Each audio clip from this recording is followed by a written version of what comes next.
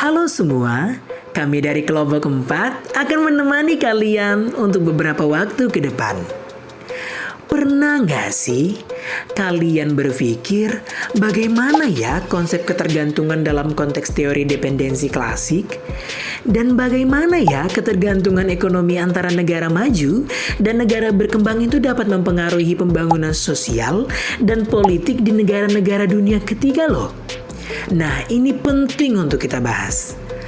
Konsep ketergantungan berdasarkan teori dependensi yaitu menyatakan bahwa negara-negara berkembang bergantung pada negara-negara maju dalam aspek perdagangan, teknologi, dan investasi. Teori ini juga menunjukkan bahwa negara-negara berkembang itu terjebak dalam siklus ketergantungan yang sulit dihindari. Ketergantungan ekonomi antara negara maju dan negara berkembang berdampak signifikan terhadap aspek sosial, politik, dan ekonomi di negara-negara yang sering disebut sebagai dunia ketiga. Ketergantungan ini muncul dalam kerangka sistem ekonomi global, di mana negara berkembang biasanya berperan sebagai penyedia bahan baku, sementara negara maju mendominasi sektor manufaktur dan teknologi maju. Nih, contohnya di negara Indonesia, yaitu ketergantungan Indonesia terhadap teknologi global itu dapat dilihat dalam sektor energi. Indonesia masih harus mengimpor sebagian besar teknologi energi seperti panel surya, turbin, angin, dan berbagai teknologi energi terbarukan lainnya dari luar negeri. Padahal kalau dilihat-lihat, Indonesia memiliki potensi sumber daya alam yang melimpah seperti sinar matahari, angin, dan air yang bisa dimanfaatkan untuk menghasilkan energi ramah lingkungan. Ngomong-ngomong, kita masih ada 4 pertanyaan lagi loh. Jangan ngantuk dulu ya. Teman-teman, pernah nggak sih kalian berpikir bagaimana pola perdagangan internasional berkontribusi pada ketergantungan ekonomi negara-negara dunia ketiga? Dan apa saja ya dampak negatif dari ketergantungan ini terhadap industri lokal dan kesejahteraan masyarakat? Nah, ini penting juga untuk kita bahas. Pola perdagangan internasional memiliki dampak signifikan terhadap ketergantungan ekonomi negara-negara dunia ketiga. Ketergantungan ini seringkali disebabkan oleh kebijakan perdagangan yang mendorong impor barang dan jasa dari negara maju yang pada gilirannya menghambat pengembangan industri lokal dan kesejahteraan masyarakat. Nah, kalau kita berbicara mengenai kontribusi pola perdagangan internasional pada ketergantungan ekonomi, kami merangkum 5 poin utama. Yang pertama, ketergantungan pada ekspor sumber daya alam. Ada juga impor barang jadi. Ada pula keterbatasan diversifikasi ekonomi. Ada keterbatasan teknologi dan investasi. Dan yang terakhir, ada juga persaingan tidak sehat. Nah, ada pula dampak negatif dari ketergantungan ekonomi, yaitu pelemahan industri lokal, pengangguran, ketidakstabilan ekonomi, kesenjangan sosial, dan yang paling ngeri itu ada kerusakan lingkungan. Nah, bagaimana ya rekomendasi kebijakan perdagangan internasional? Di sini kami menyediakan 3 rekomendasi kebijakan. Yang pertama ada tarif, yang kedua pembatasan impor, dan yang ketiga ini paling dinanti-nantikan yaitu subsidi. Dan masih banyak kebijakan-kebijakan lainnya. Selanjutnya, apa ya kira-kira peran intervensi asing dalam membentuk struktur ekonomi dan politik negara-negara dunia ketiga? Dan bagaimana sih intervensi ini dapat memperkuat atau mengurangi ketergantungan? Nah, ini cukup penting untuk kita bahas. Intervensi asing telah menjadi fenomena yang tidak terpisahkan dalam dinamika pembangunan negara-negara dunia ketiga pasca era kolonialisme. Bentuk-bentuk intervensi ini tidak hanya terbatas pada aspek ekonomi, tetapi juga merambah ke ranah politik, sosial, dan budaya yang pada akhirnya membentuk struktur fundamental negara-negara berkembang. Intervensi asing dalam pembangunan negara dunia ketiga menghadirkan dampak yang bersifat dualisme. Di satu sisi dapat mempercepat proses pembangunan melalui transfer modal dan teknologi. Namun teman-teman, di sisi lain berpotensi menciptakan ketergantungan struktural. Pemahaman mendalam tentang dinamika ini penting untuk merumuskan strategi pembangunan yang dapat memaksimalkan manfaat intervensi asing sambil meminimalkan resiko ketergantungan jangka panjang.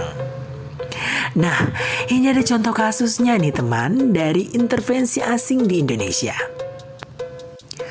Ketergantungan Indonesia pada teknologi asing dalam sektor energi dan dampaknya pada keamanan nasional menjadi contoh kasus intervensi asing di Indonesia. Nah, kita lanjut nih teman-teman. Kalian pernah nggak sih membandingkan atau mengkontraskan teori dependensi klasik dengan teori modernisasi? Dan kalian pernah gak sih bertanya-tanya mengapa ya teori dependensi itu muncul sebagai kritik terhadap modernisasi?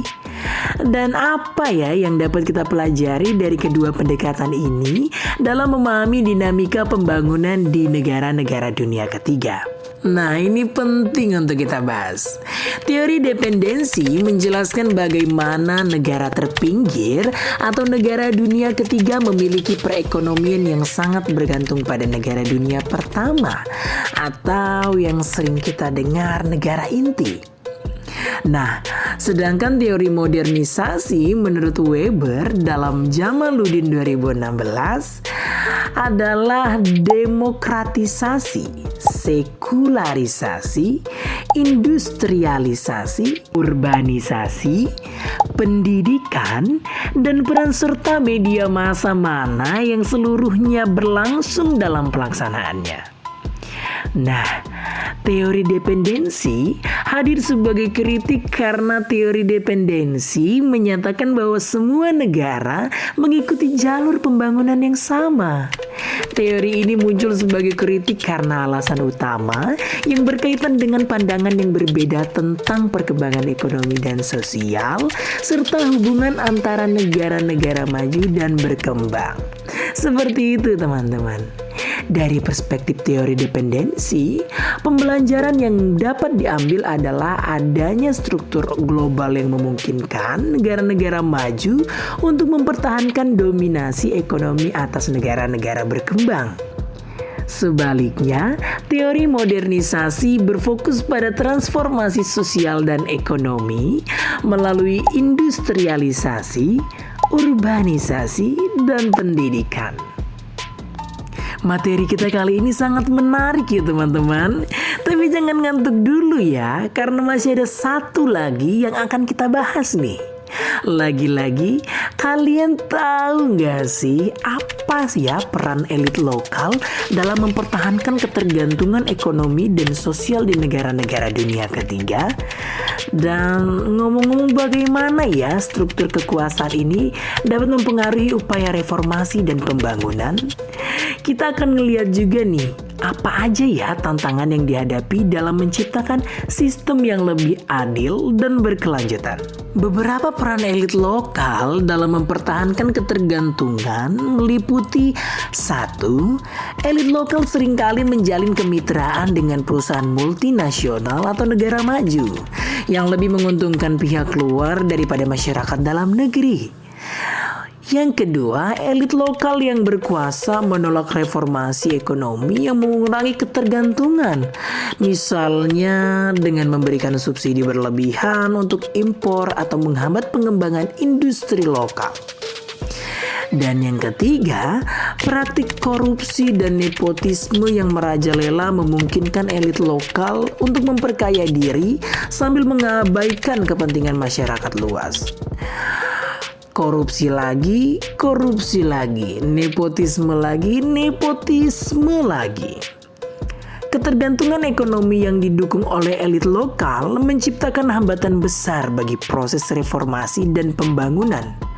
Dampaknya terhadap reformasi dan pembangunan antara lain Satu, banyaknya elit lokal yang enggan mendukung reformasi ekonomi yang memfokuskan pada kemandirian atau redistribusi kekayaan. Selanjutnya, elit lokal yang bekerja sama dengan entitas asing cenderung membatasi perkembangan usaha kecil dan menengah yang dapat menciptakan kemandirian ekonomi.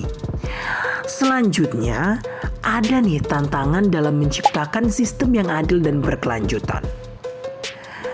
Contohnya, negara-negara berkembang itu seringkali kekurangan sumber daya dan infrastruktur untuk menciptakan sistem yang adil dan mandiri.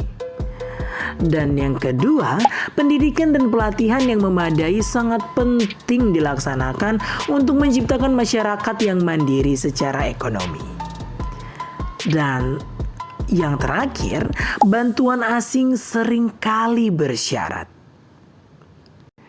Nah, bagaimana teman-teman? Sangat menarik bukan materi yang sudah kita pelajari tadi? Untuk materi lengkap, kalian bisa membaca makalah kami yang sudah kami bagikan di grup kelas masing-masing. Mungkin sekian hasil presentasi dari kami kelompok 4 dan mohon maaf jika ada salah tutur, kata, dan bicara yang kurang berkenan di hati kalian. Dan sampai jumpa di pertemuan berikutnya. Salam hangat dari kami kelompok 4. Terima kasih.